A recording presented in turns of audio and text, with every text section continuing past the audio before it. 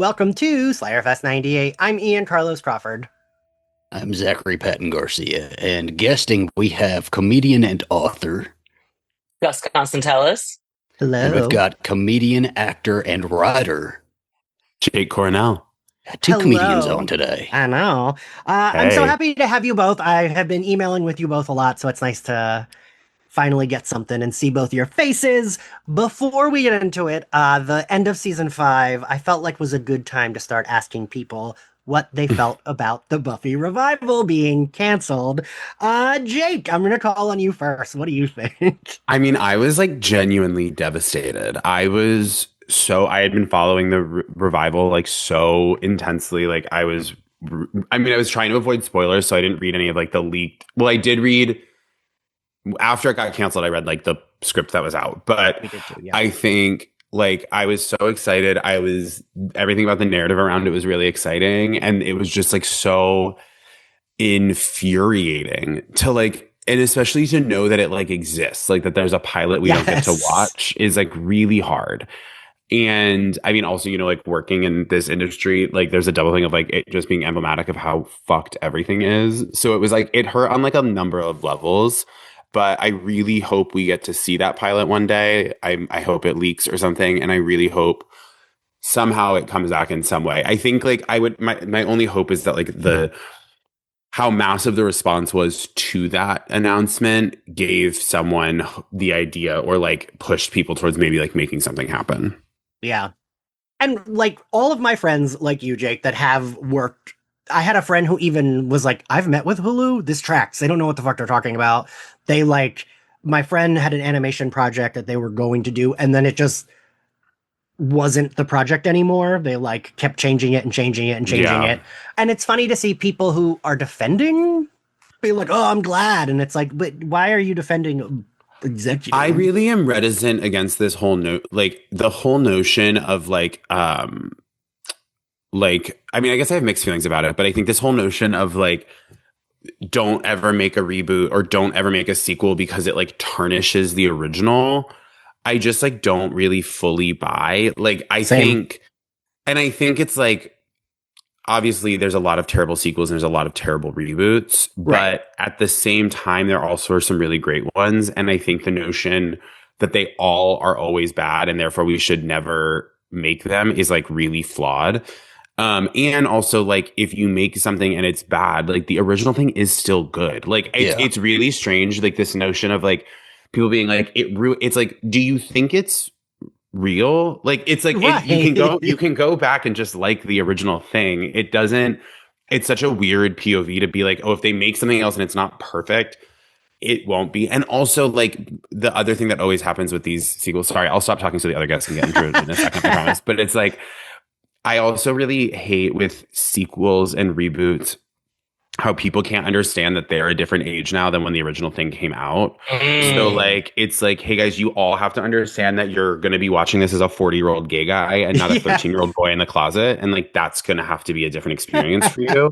It's like the same thing that happened. It's like actually in a weird kind of full circle way what Freddie Prinze Jr. said about Star Wars, like where have you seen these interviews that he did? Yeah, like Freddie Prinze Jr. being He's like very correct about Star Wars.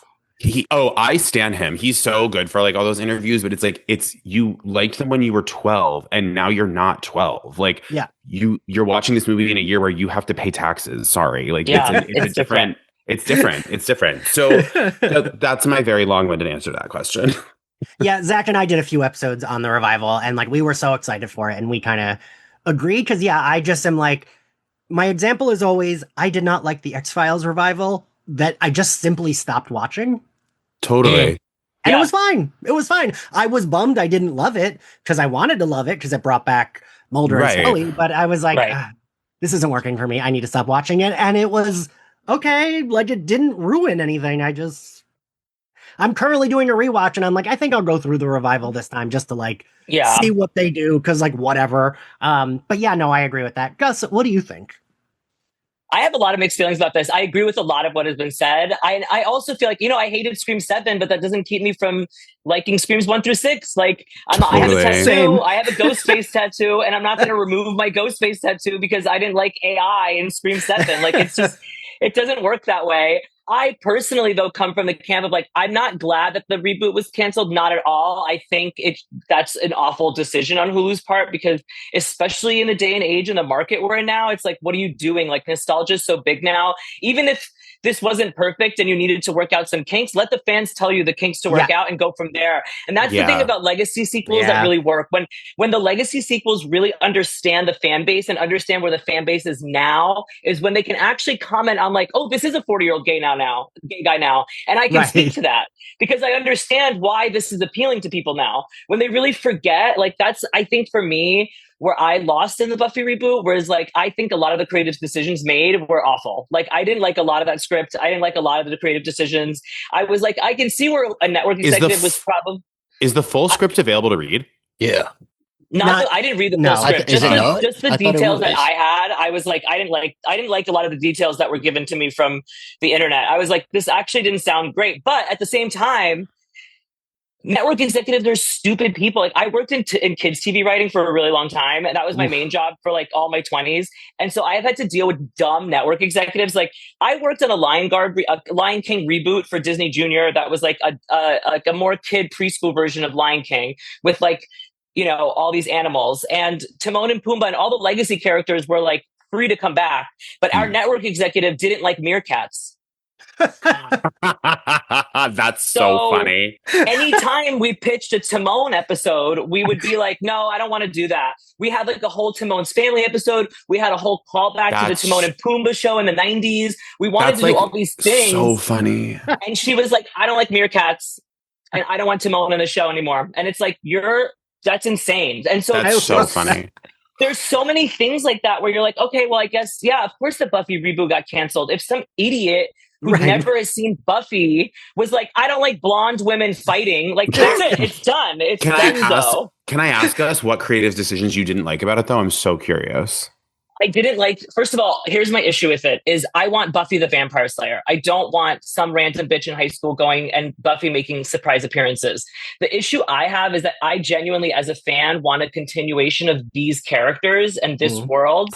If I'm not getting that in this way, I don't see the fact that it was like a new Slayer. The fact that it was like a new Slayer, I think the fact that she only really comes in at the end, it felt like Sarah Michelle Gellar didn't want to do 16-hour days anymore and was therefore going to be like, listen, I'll pop in, I'll do a 2-3 hour shoot, I'll say some monologues, but I'm getting the hell out of here, which I think is totally fair. But at the same time, me as a long-term fan, I want what's going on with Willow, but I'm not getting that. Right. I'm so curious if that reveal that she wasn't coming in until the end was like a pilot episode thing or was going to be indicative of how much she was actually going to be in the show.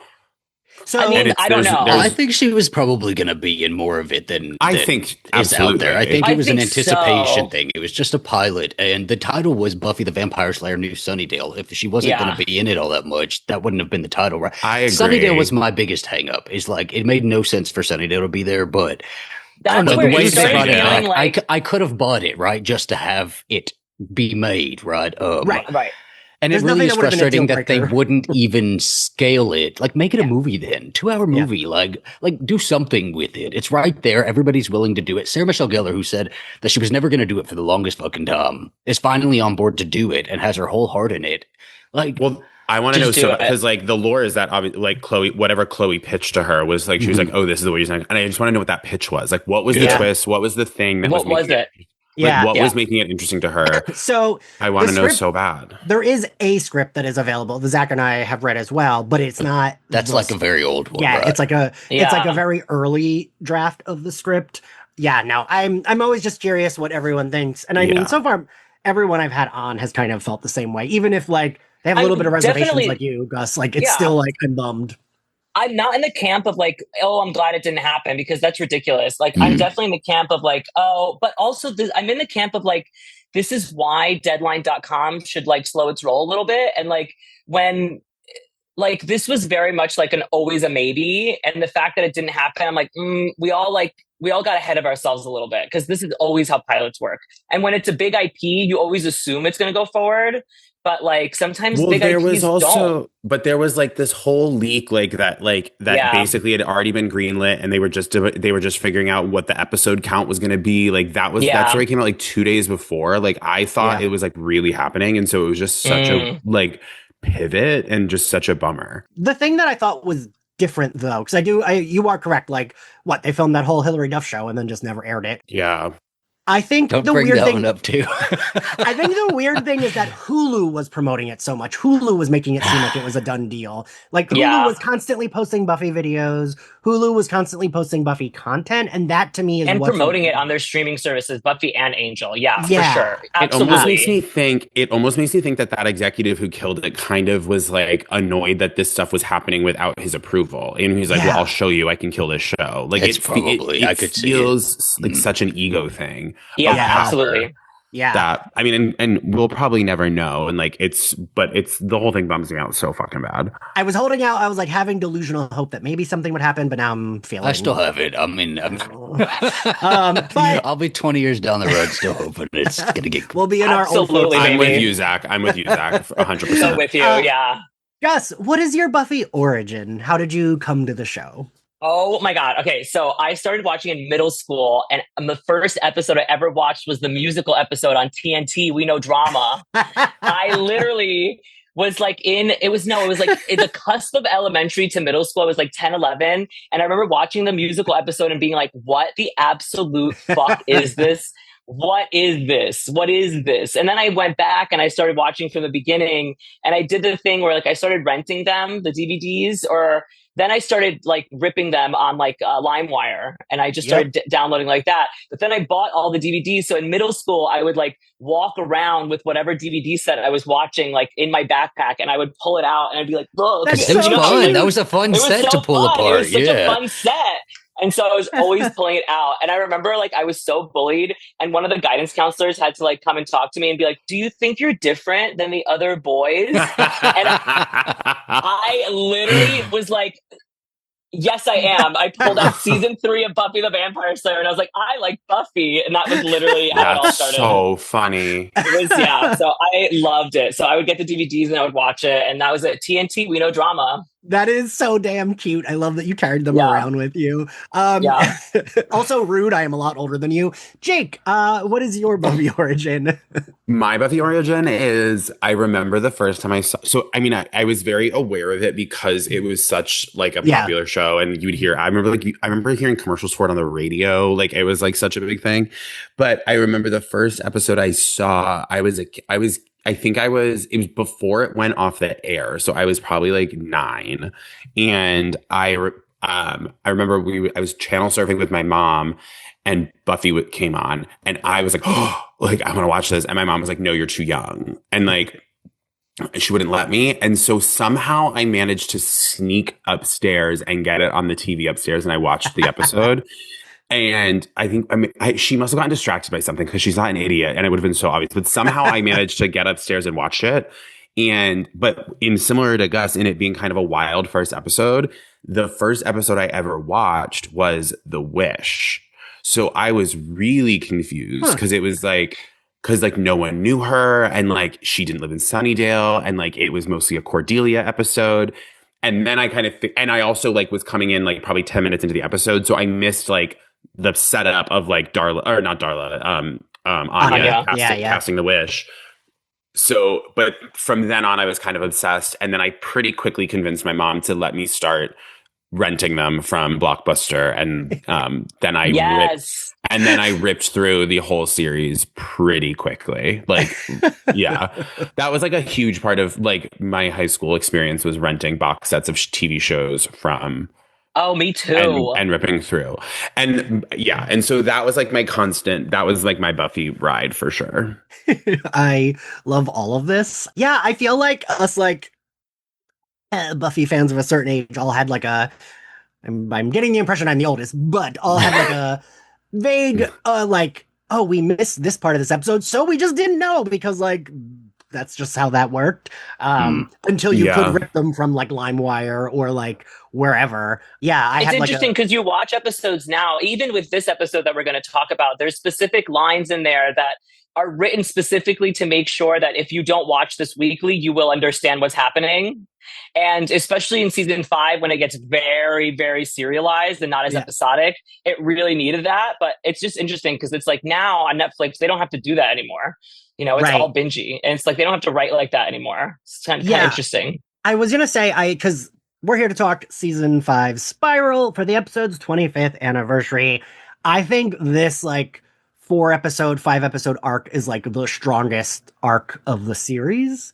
Um, Yes. so good. And like you said, it's so serialized, but I think they do a good job of like, I don't know, you can kind of catch up. Spiral, this is an episode I will just randomly put on because it has fun action. Like I love Oh, the yeah. RV fight. So sometimes if I'm like cleaning and like, what's an episode of Buffy that won't make me cry and won't distract me too much? All right, I'll put on like Spiral or something like that. But yeah, no, I think this episode they do a good job of that. What did we think overall revisiting this episode? I still loved it revisiting it. Zach, what'd you think revisiting it? I mean, it's one of my favorites. I love a little vacation, and this RV trip could have been the entire episode. It should have been the entire episode, and then we could have, gone to the gas station in the next one. But I don't know. It never gets worse for me on a rewatch. Yeah, same. Jake, how about you? I feel bad. This is like not my favorite. This is like Really? not. This is. Well, it's always better when somebody doesn't agree, right? So I'm like so curious. I Yeah. love But it's this. like it's like for me, it's like it's one of those things where it's like an opinion I have that I kind of know is wrong, but it's like still my opinion. Oh, Where no. it's like I acknowledge that it's like fantastic television in terms of like plotting and like pushing things towards the break, like towards the edge, and like the performances are great, but it's like a little too it gets so serialized and it gets so caught up in like the glory, like in glory, and like it's so like there's it's so how do I articulate what I'm trying to say? Glory is such like a mogged villain. Like she's so powerful and so like undefeatable, and it pushes the stakes of everything that it tonally shifts the show into like a very like dark place that I don't is not like my favorite part of Buffy. Like I think it gets a little, and it's like I think I'm like a season 3 guy. Yeah, I was like gonna ask like, what your I'm like favorite would be. I'm It'd like be I think 3 is my favorite. I love 3. I like a lot of 4 too. And I don't dislike 5. I like all 7 seasons. But I think like that it kind of to your point of like what are you going to go back and watch? Like I would never pick like late season 5. Like it's oh like my gosh, this is it's crazy. like- I it's know. it's so like hopeless. I mean, it's the first time like Buffy gives up. You know what I mean? It's like character wise, like these writing pieces need to happen, but it's not like the part of the 7 season arc that I like enjoy the most, if that makes sense. It also like there's so many moving parts of like, okay, there's Glory and Ben and the Knights and like that. It's like, which is fun, but sometimes feels a little clunky, to be honest. I think a little bit. Yeah, those are my thoughts. So then is season 6 a hard watch for I you? was about to say, yeah. Yeah. I love season 6. I do. Because okay, here wait. I actually We're doing a lot here. because I just sorry. I think I actually just found my answer. It's Okay. because like I think the show is at its best when like the villains and the magic and the world are like speaking more to like the internal struggles of the characters. And I think in season 5, it actually just truly becomes about like these monsters. Like it becomes about like it becomes more like Game of Thrones rather than like this internal struggle of like what is going on with Buffy. Do you know what I mean? I think the final moment of like Buffy realizing she's going to sacrifice herself for Dawn like kind of works, but it's like I find the way that people don't like season 6, I find season 6 very compelling. Like I think the plot of like what if someone goes to heaven and comes back and has to live in this, I think that's interesting, and I think like the way we explore it is interesting. I think season 5 becomes more like about the mythology of the show than the characters of the show to an extent. And I think that is where I fall off just a little bit. I still love it. It's still like my favorite TV show ever. You don't have It's to just, like, defend. I think you're okay. We're not people on in Yeah, I'm Instagram not. comments getting No, mad. totally. I will say season 6 though, when we covered it, I have never hated that season more than when we covered it the first time around. It Oh took you like 2 wow. years to get through it. I used to love that season so much. I haven't watched it in a while. What was like different for you in this rewatch? I actually think it's like the full opposite of what you said. The subtext is there's no subtext. It's just text. The It's text just is like text. in your face right there. Look, there's rape. Look, there's sadness. Look, there and It's it's like about there's addiction. Yeah. yeah, there's like for me there's not like and the addiction that's not even a metaphor, right? It just is what it is. Like for me there's Yeah. no subtext. It's just like in your face text and it's miserable in your face text. So like I still again, same as you though. I still love every season. There's not a season I don't like. Yeah. I do agree with you though. I think for me 3 and 5 are the best, but I do think 3 has no skips. Like I think 3 is like the perfect season of TV where Yeah, like 3 is my girl. I don't think it has like a I'm also lull. I'm also a Faith head. Like I Hell love yeah. Faith. Like Oh. I love Faith. The like Lost Faith spinoff is like I mourn that as much as I mourn this reboot not Oh, happening. that's totally fair. Yeah, that's fair. I always say that like Faith and Oz were like my style icons and then stayed my style icons into my 40s. Totally. Gus, what did you think revisiting this episode? So, okay, so I love season 5. Season 5 is my favorite and season 6. But I haven't seen season 6 in a long time, and I'm currently rewatching with my boyfriend from the beginning because he's never seen it, and we're now in season 5, and I'm kind of nervous to start season 6 because I've heard so much discourse about it on the internet now for so many years that I'm kind of nervous to revisit it because I love it so much. But I do agree with Jake on a lot of things here because this for me was as a kid watching this, the episode where I was like, oh, they had money. They had money to spend this time. Like this week, they saved some money and they saved some dollars and they got that stunt double to work quadruple. Okay. Like, let me tell you. They got an RV. They had an RV fight. Like, I was like, go for it. So it does become an episode that is a little too big for this world, right? Because that's the brilliance of like these WB shows and these CW shows back in the day. They had to find ways to be big, but in a small way. And so I think that's why season 3 is so perfect. And season 2 is also so perfect because the stakes of that are my boyfriend is the villain. And the stakes of that are this girl who's supposed to be good is now turning evil. And so it's like, it really, really brings the stakes into like this very small thing.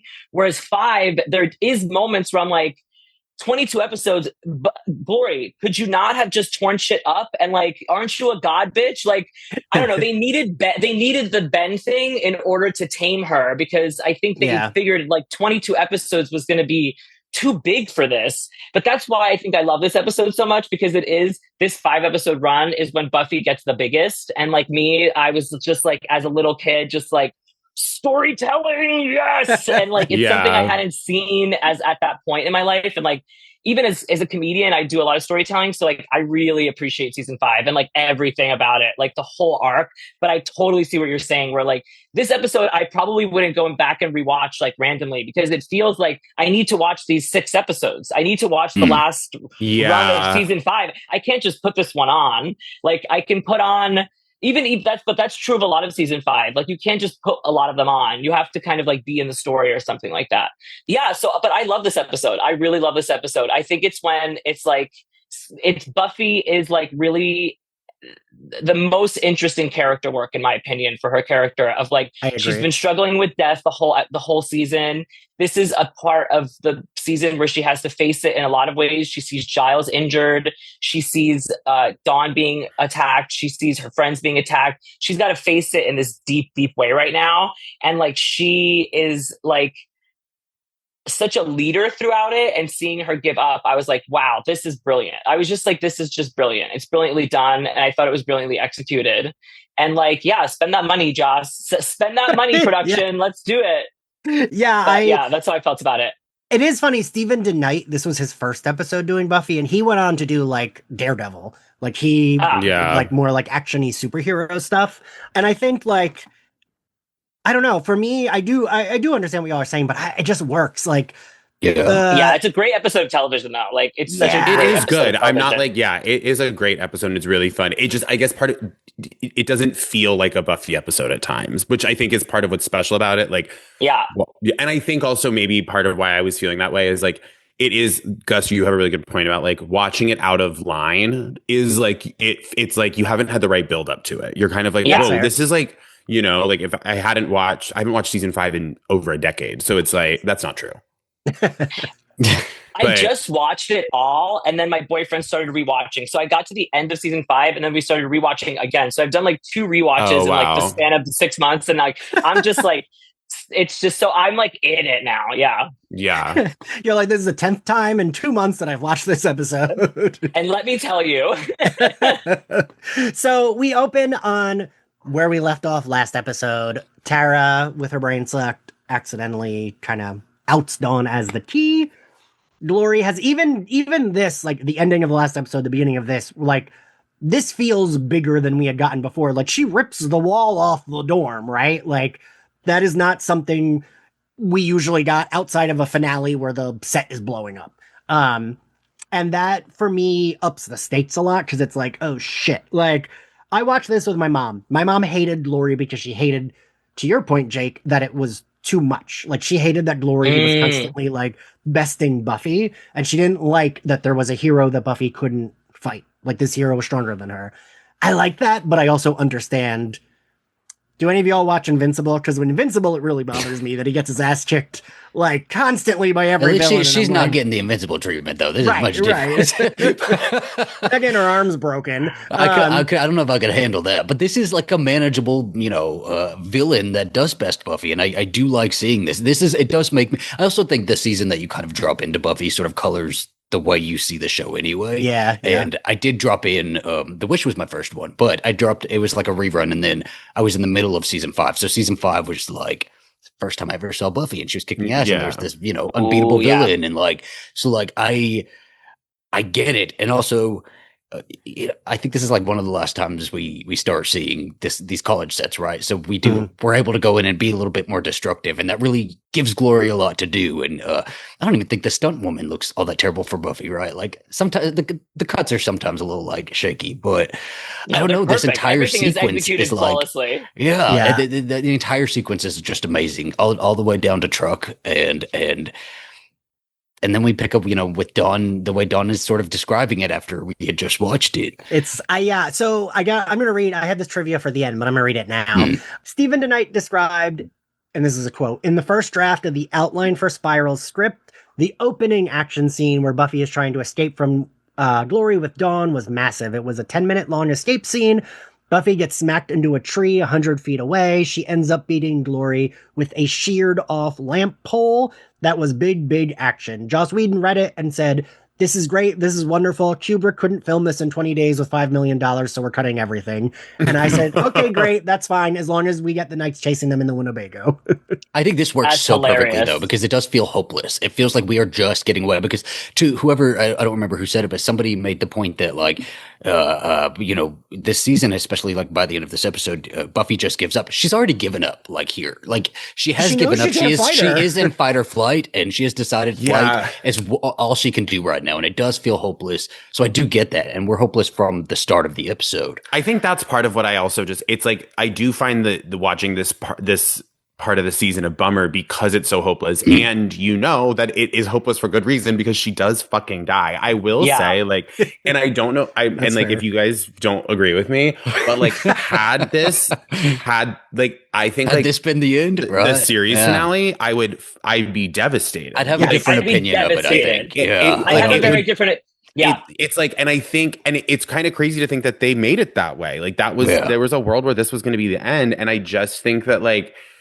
It's like, wait, so like, what was the message of this whole show? Like, fight, like at the end of the day, someone bigger is going to come and fucking ruin everything and kill everyone you love. Like, it sucks. Like, I don't know. Like, I agree. So many people are like, that should have been the last episode. I'm like, no. Buffy's smiling. The last shot of her just giving a little smile. You don't get that. I'll tell you this. Thank you. We're not. Yeah, thank you. I'm a season 7 apologist. I Yeah. love 7 and I Love love I Seven. love Seven. I love 7 and I love Thank how you. 7 ends. I love the Mhm. series finale. I Brilliant love it. ending. I love it.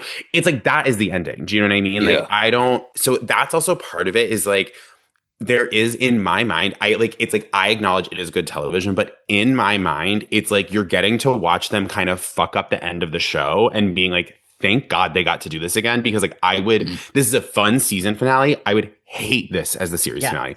I would hate this. If she's Great hopeless hero's and miserable, journey episode. if she was like yeah. hopeless and miserable for 4 episodes and then kills herself, like that, like, it would be. Yeah. Emma. So when I I completely agree with you. Yeah. Yeah, I do too. And what's funny is prior to this episode, Zach here and Trixie Mattel were the only people I'd had on who loved season 7 so much. And now there's adding y'all to that. Oh, great. Who doesn't like the denim?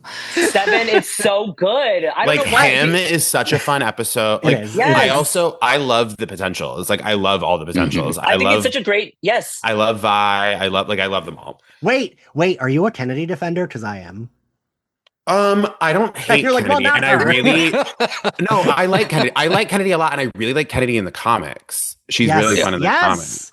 Yeah, I thought what they did with her was perfect because I think people sometimes get too in the like the shippiness of like, well, they're in love, and it's like, well, no, I think they were just like two hot people fucking at the end of the world. And like Willow deserves that. Like, let my girl get laid out by a Slayer. Like, I don't know though, but I can see like when you're young and you're watching it and she's coming off of the terror relationship, you feel like, oh my God, she's moved on and this is gonna be the love of her life. And like, but I don't know, you're not exactly thinking it through because you're 15 and you don't know about rebound sex yet. Like you don't know. See, right back around into the circle. Yeah, it's like so true. As Jake mentioned, but like then the 40-year-olds now are still like. I couldn't post anything with Kennedy when we were covering season 7 because it would just get so many hate comments. Like, oh my God. That's that poor insane. girl. People being like, oh, she forced Willow to date her. I'm like, what? What are you talking about? That's literally not true. That's literally not true.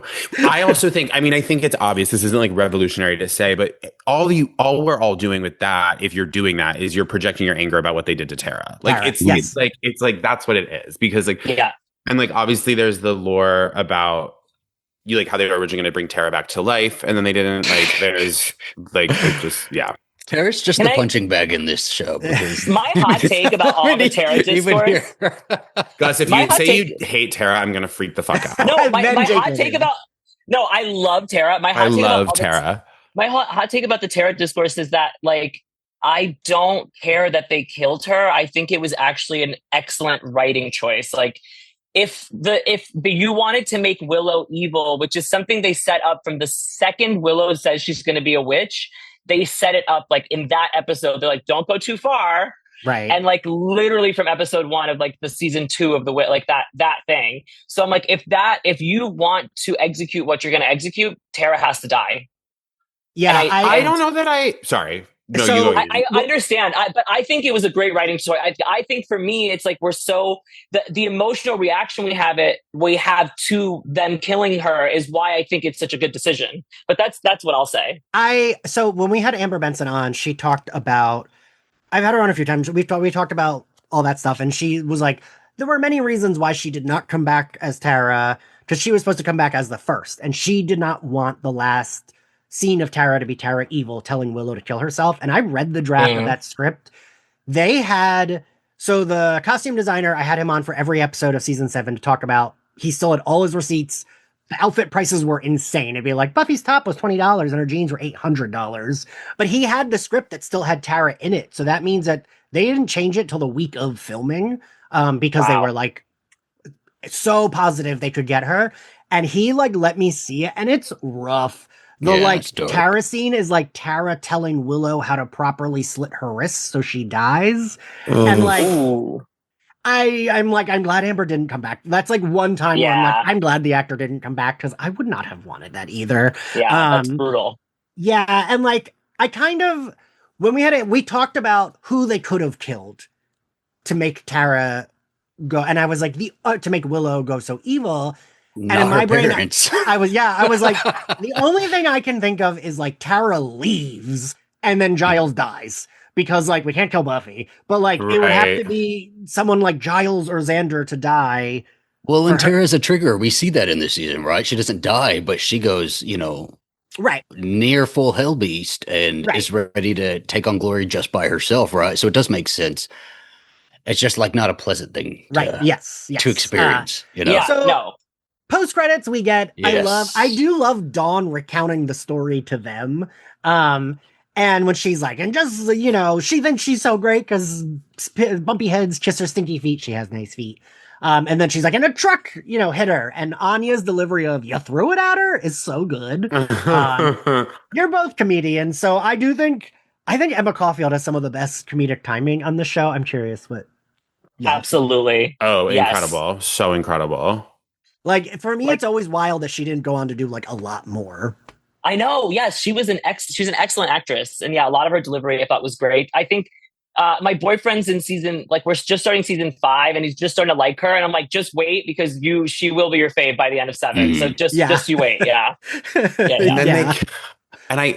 sorry, I always forget that they kill her. And then I remember that Anya dies too. And I'm like, Jesus, this fuck ass show. That slice is like imprinted in my brain. Are you kidding me? You'll It's see in so Buffyverse, harrowing. it's always the women. The men never get the slice. No, It it's is crazy. And I like that I appreciate the realistic of "we're leaving" because I do often think when I watch shows like this, I'm like, just like leave. I don't know, man, because Glory can't do it without Dawn, right? Glory can't achieve the thing she needs to do without Dawn. There's a time frame that we know of. So like, I don't know, it does kind of make, and I love Anya. We've been trying everything all season. We've tried things, right? And it's just a very, very different stake now that Glory knows that Dawn is the key, right?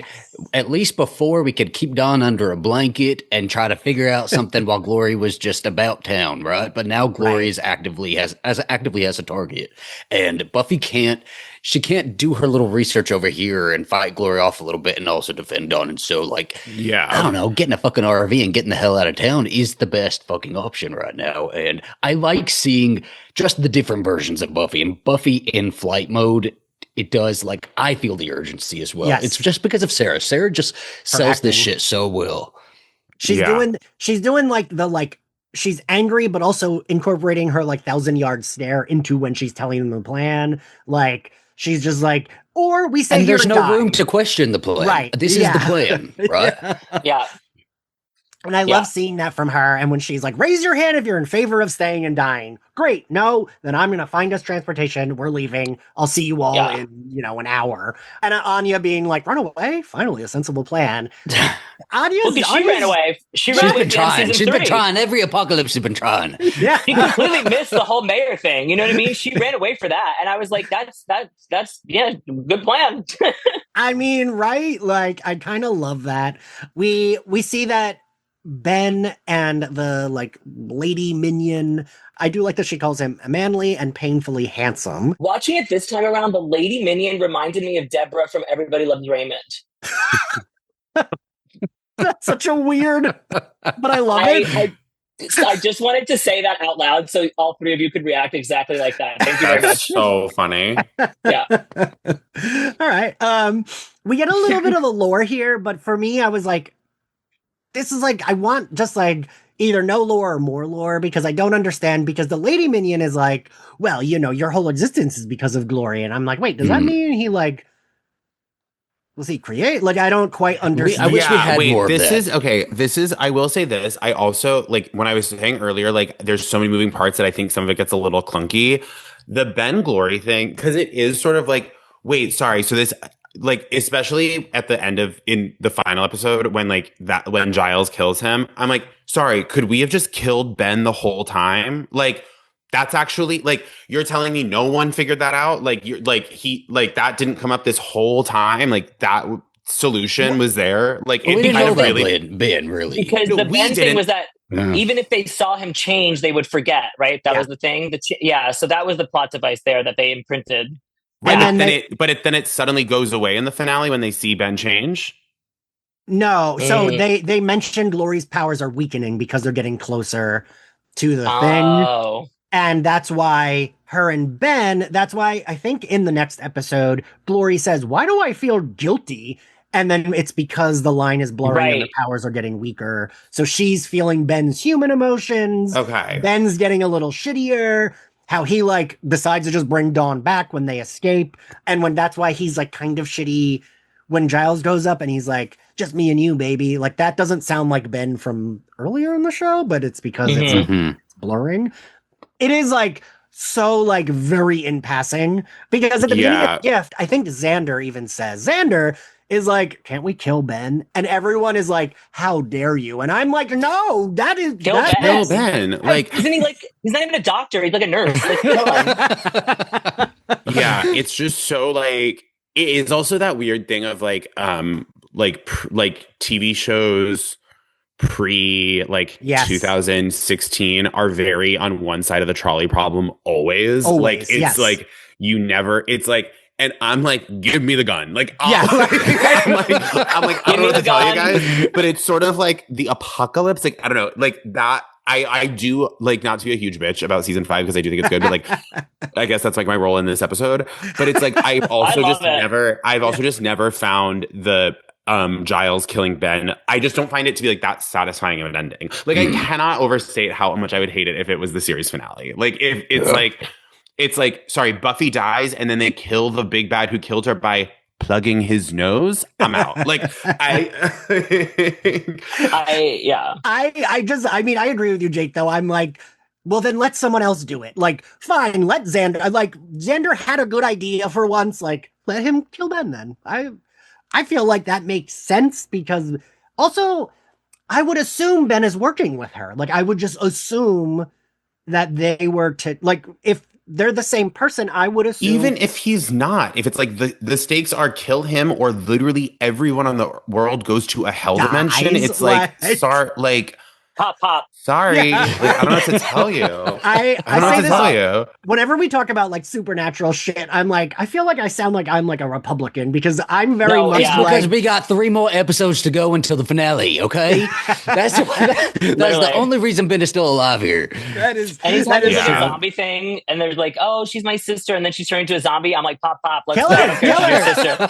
She ain't your sister anymore. Pop, let's go. Well, and Ben is nobody's sister, nobody's brother, nobody's child. Yeah, they don't even know him. Like Dawn kind of likes him, and Sarah wants to fuck him, and Buffy wants to fuck him. Like, move on. Like, kill the dude. Who cares? Yeah. He's not like that hot. It's also like, there's just like, it's one of, and I try to not be this kind of viewer that like pokes holes in everything, but I do think with like season 5, it's like, it's like, okay, like, let's really break it down. It's like, Ben is like supposed to be this like pure good thing who's like meant to contain Glory, but it's like, okay, well, if he was pure good and knows that if he kills himself, it kills Glory, he would probably just kill himself. Yeah. Also, if this whole coven of men who like that are meant to like try to like find the key and stop Glory and fight Glory have been doing this for like centuries, and like Glory is like so hard to fight. Like, why have they not upgraded from swords? Like, why are they why have they not adopted modern technology?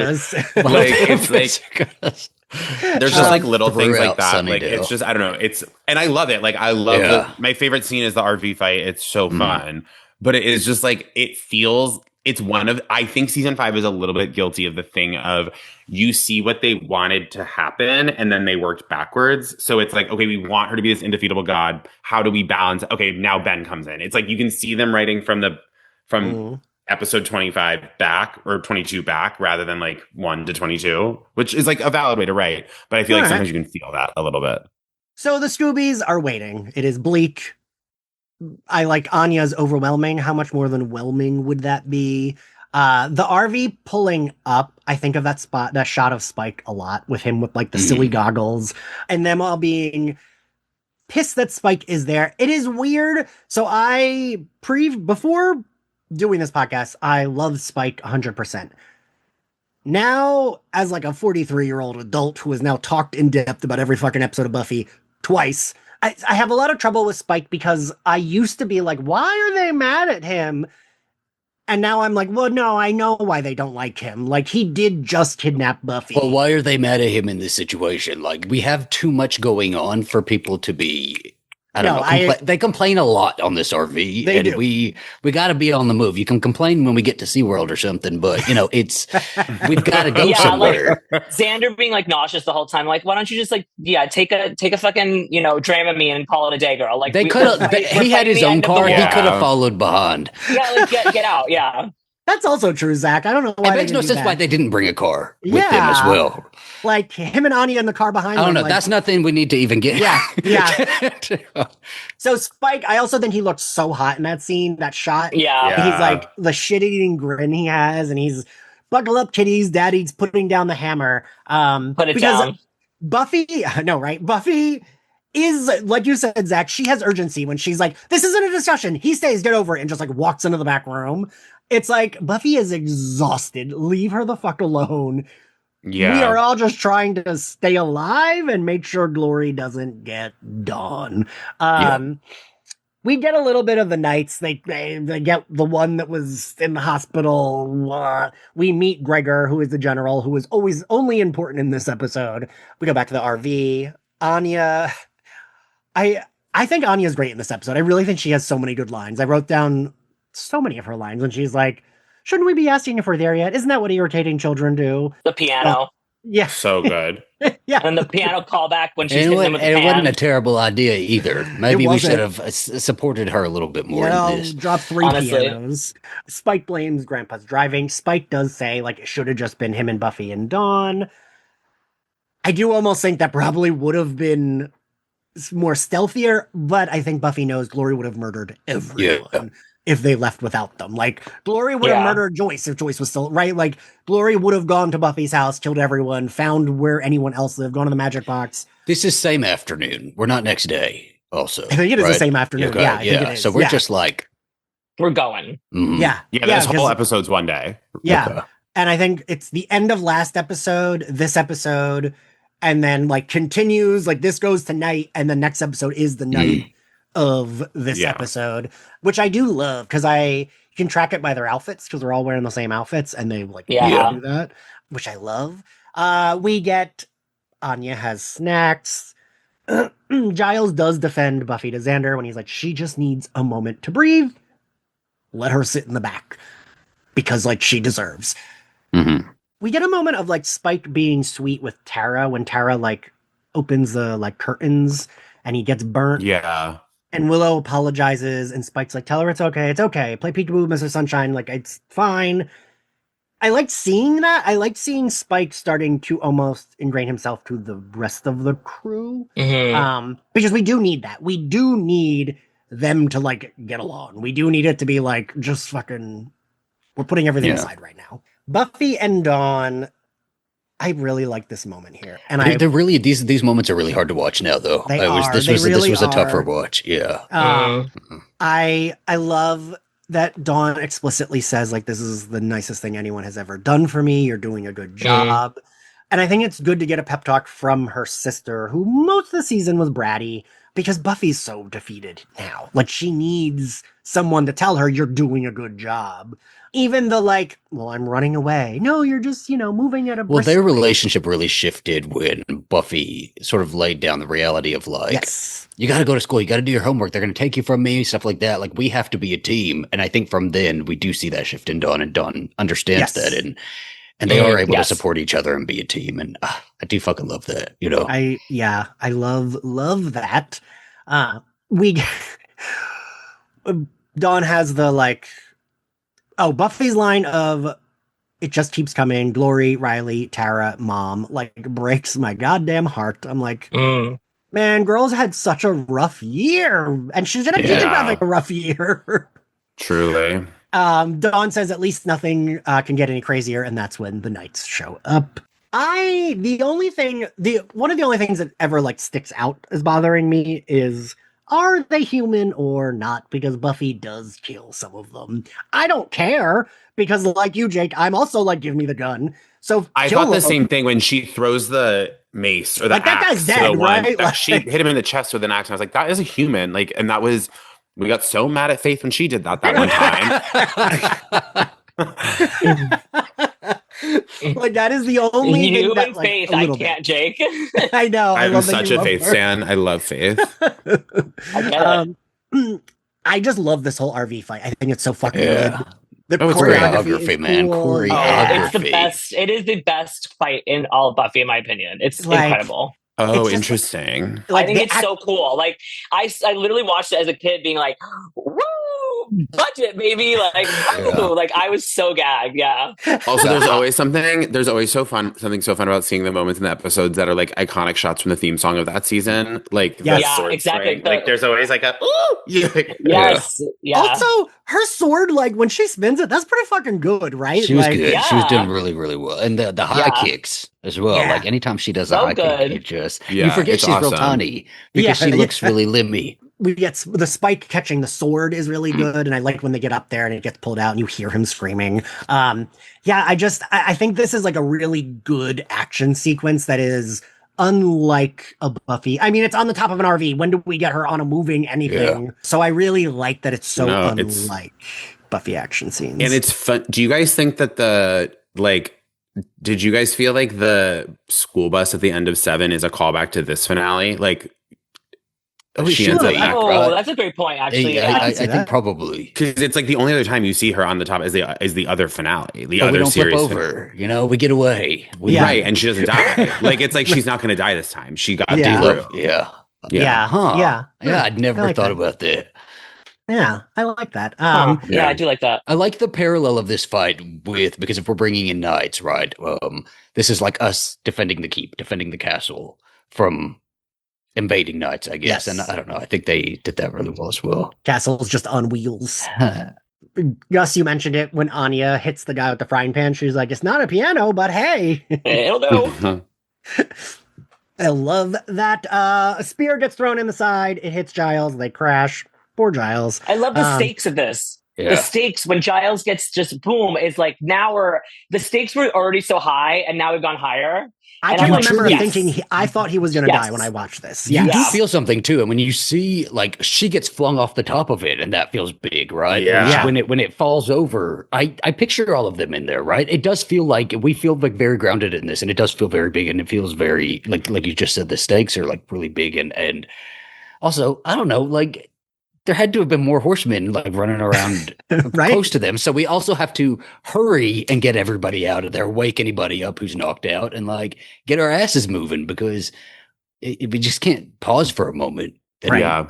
Yeah. I mean, the episode title Spiral is pretty accurate, right? So just like Yeah. consistently, we got to keep going, and everything's like more and more and more out of control. They find an abandoned gas station. They hide out there.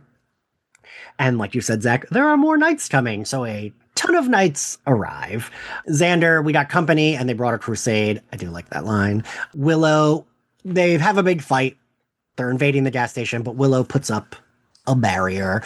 A thing I really like is how bigger we're going with Willow's powers, but it doesn't feel, it like makes sense. Like it doesn't feel unearned. I don't know. Like we've said. Mhm. Yeah, absolutely. Yeah. Especially after the end of season 4, I feel like a lot of the Willow stuff, I'm like, okay, now she's obviously able to do a lot more cool stuff. Yeah.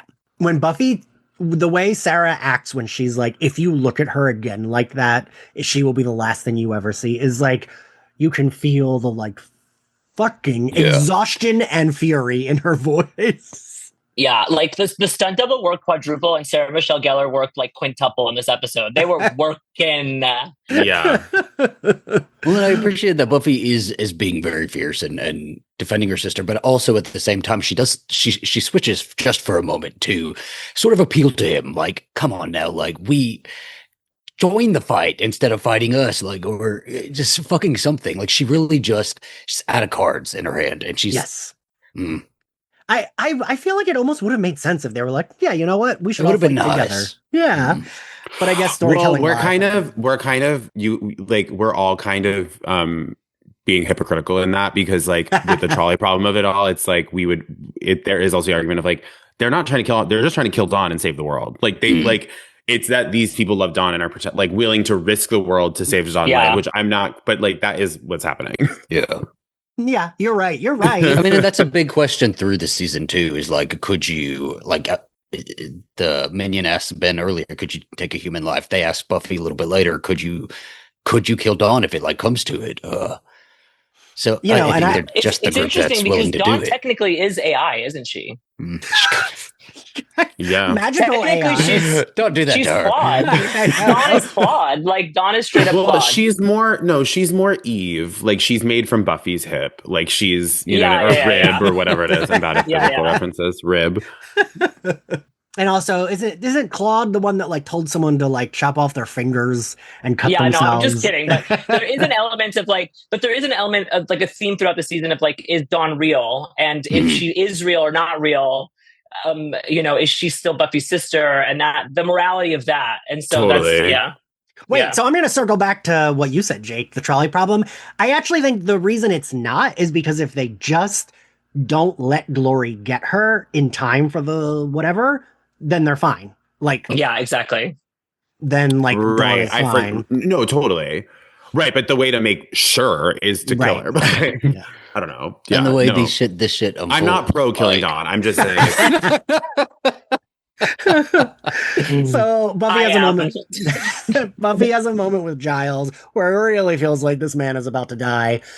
She opens a wall. They do like a wartime thing, and she calls Ben because of course. I feel So like I have a question Yes. about this real quick. Yes. So, okay, they bring Ben in, and Ben does talk with Gregor about, and Gregor mentions the girl, just kill the girl, you could end it all, whatever. But then when a little bit later, when he's talking with the rest of them and with Dawn, he acts like he doesn't really know that Dawn is the key, but he does know Dawn is the key, right? So by the time he gets in there, he knows Dawn is the key already. I don't think because Ben and Glory don't share memories. Mhm. So because Glory knows, I don't think Ben knows. yeah. It's just maybe the way he acts then, because he doesn't seem shocked by it, and then I don't know if he's being told by Gregor that the little She is girl the in there key. is obviously the key. Why the fuck is he staying around? Because he knows what he is. Right, like why would he go? Yeah. That I think the why would he go of it all is because no, I think you're right, Zach. He does know she's the key. Because that's why the minions are like, oh, tell us. And when he's like, I'm not going to tell you it's an innocent. They're like, ooh, we know it's an innocent. Oh yeah, so Yeah, it doesn't he make already does know at this So then why point. the fuck is he showing up? Does he 'Cause I know think he Dawn's didn't- there? He didn't know Dawn was there. And I think when he showed up to see the whole situation, he was like, He's oh. been a piece of shit since the episode he walked in. Oh my God, that's hilarious. That's hilarious. But yeah, I do think it's supposed to be he thought he was helping Buffy. And then it's like, oh, this is a whole Glory thing. Oops. Oopsie. Yeah, maybe I should go. Which he does freak out about. Far too late. Yeah, far too late. And then he turns right into Glory. I kind of love her being like, hey, it's Gregor. And then just throwing a fucking like hubcap into his chest and killing him. Love Glory. Now it's not. Yeah. Now it's not. And like the thing I like about Glory is she feels like a horror movie monster because we know no one in that room can fight her, right? Buffy and Willow are the strongest people in that room. They can like defend themselves against her, but they can't like beat Right. her up. So like it's like dropping Michael Myers into a room of like sexy teens. Like no one's gonna make it unless they run away. So the like terror of Glory being in this small confined space with all of them. Like poor Anya. Anya's the only one like left standing when she tries to grab Dawn, but like what's Anya gonna do? Right? She's I think gonna that's punch their only Glory? saving grace too, is that Dawn was standing right there, and so Yes. Glory is obviously going to grab her instead of ripping these people limb from limb. Because she would have easily and gladly done that, right? Like, Just rewinding just a moment with the whole Gregor of it all, and him giving the lore of Glory and the Hell Gods and all of this, big battle and stuff. I wish we'd gotten some of that. I wish we'd, I don't know, even contacted these Hell Gods. Hey, how do you kick Glory's ass? What do we need to do? Or just something. I wish we'd maybe even had an episode going back to Glory's whole origin and her as a Hell God, how Ben comes about, and whether how is he created? Is he born like because Glory is banished into our reality, or I don't know? I Was he always going to be born assumed that anyway? the same monks that made Dawn made Ben. That's what my assumption was. I kind of thought so. But that was, but you're totally right that there isn't not enough lore there. Yeah. Someone said this during our Angel coverage, that it would have been cool if like Illyria, we knew That's what that I was she thinking, was, because that's what I sort of picture, right? It's like three of them. yeah, like if that had been Oh, like that would have part been of that. cool if Illyria had been one of the three. She gets gone. She runs away. We hear like a fight outside. Willow puts down the barrier and So quick, too. All of this happens so yeah, quick. all the knights are fucking dead. I do think that's cool. I think that's cool and makes sense because right, It would make me catatonic, too, so I fully get how she just sits her ass down against a barrel, checks out for a moment, right? Yeah. I feel so bad for her, right? Like this was the sensible plan to run away, and it's just like, well, now what? Like, I guess I would go catatonic too. I don't know, man. What do we think of that end? Jake, I'm curious what you've had a lot of hot takes, so I'm curious what you think about the end. I mean, it's sort of emblem. I'm just like, this is a bummer. Like, yeah. I mean, I think like it's satisfying. Like narratively, you're like, oh shit, you know what I mean? But yeah, like I find it's really sad and a bummer. Like the whole, it's like this, it's so hopeless and like, you know, Dark Night of the Soul vibes. But I think it's like well done. But I'm not like, yeah, I find this episode to be a huge bummer because it ends like so hopelessly. Gus? I absolutely love it. It's like, it's such a risk. And I really am like, I love storytelling. So like, it's really for me, like when you can just do that in the show that in a time period where shows didn't do that, I was like, yeah, fuck yeah, this is great. Yeah. Totally. Yeah. I love it.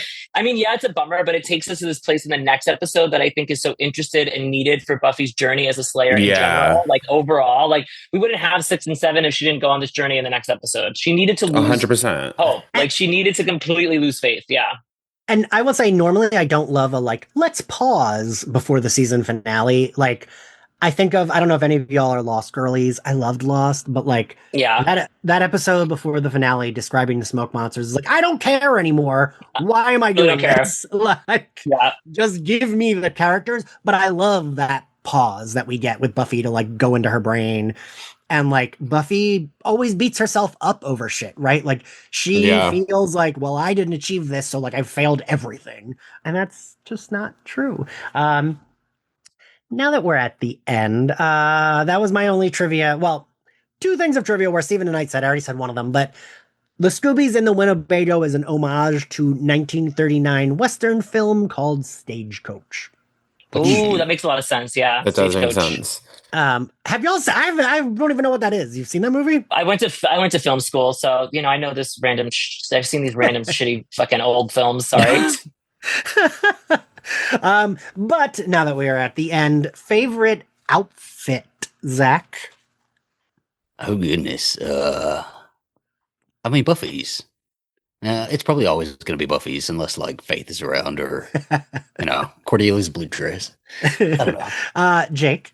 Yeah, Buffy's leather look is like really good. Yeah. It's really, really good. Gus?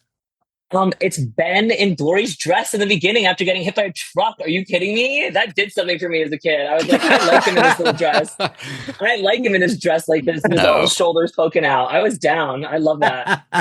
I do. And then, it does. And then Deborah from Everybody Loves Raymond, the minion, is like, I have to sew this back together. Like, that's just awful. And I'm like, this is amazing. I love this. That's my favorite outfit. That's a good call. That's a good call. Mine is also Buffy's leather outfit. I think of this outfit as like it's very iconic, Buffy look. Favorite scene? We're probably all gonna have the same one, but maybe not. Jake. The RV fight. It's definitely the best. Gus. It's when Giles tells Buffy that she's good. Like, and he's like, and because I really feel a moment, there's a look in her eye. This is the Sarah acting thing where she just has this look in her eye where she's like, I just lost my fucking mother. I can't lose my fucking father too. And that's the look in her eye when he says that to her and he passes out. And that's when she calls Ben. And I love that moment. I think it's so beautiful. Yeah, no, that's fair. That's Zach? great. That RV fight. Yeah. Yeah.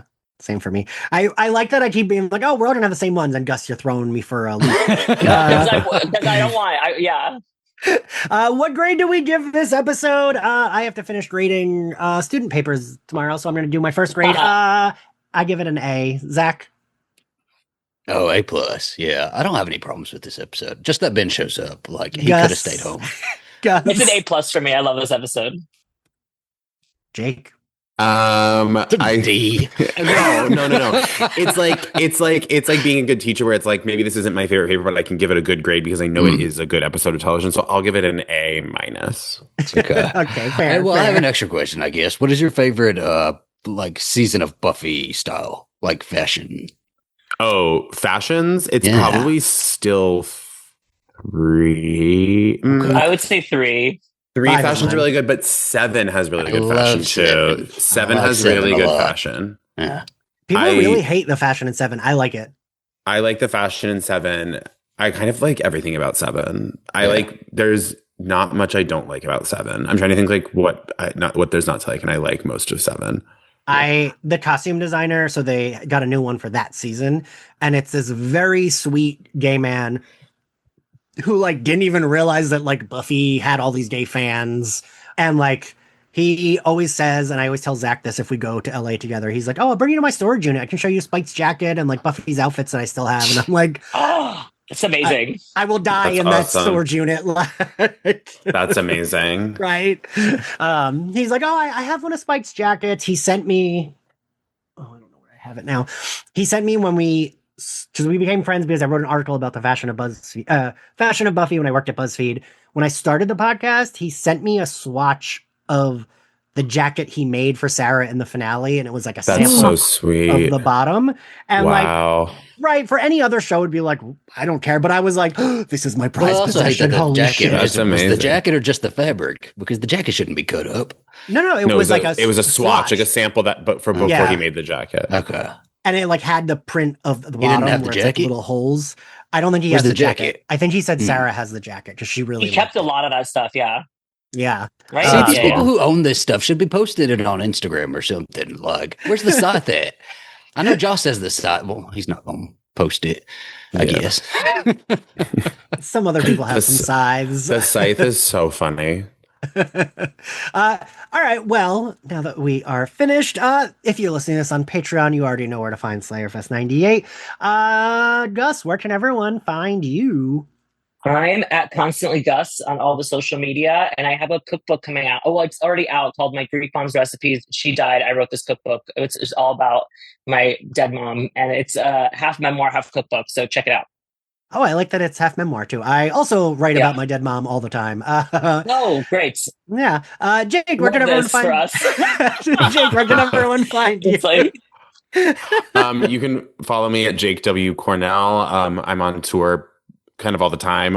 In June, I'll be in Washington, D.C. at Union Station. Oh my God. Union Stages. Boston at Laugh Boston. And I'll be at the Gifford House in Provincetown all in June. ooh. Yeah, I feel like, Jake, every time I look at your Instagram or see you, it's like you're touring some new place like every week. You got to follow the work, you know? Listen, shit's impressive. Also, let me know if you ever come to Philly because I'm 20 minutes outside. Fun. Yeah. All right. Well, thank you all for joining us. Thank you all for listening. If you're listening on Patreon, we appreciate the support. And if you're listening to this main feed, this is a year after it's been recorded. And hi from the past. We will see you next time. Bye.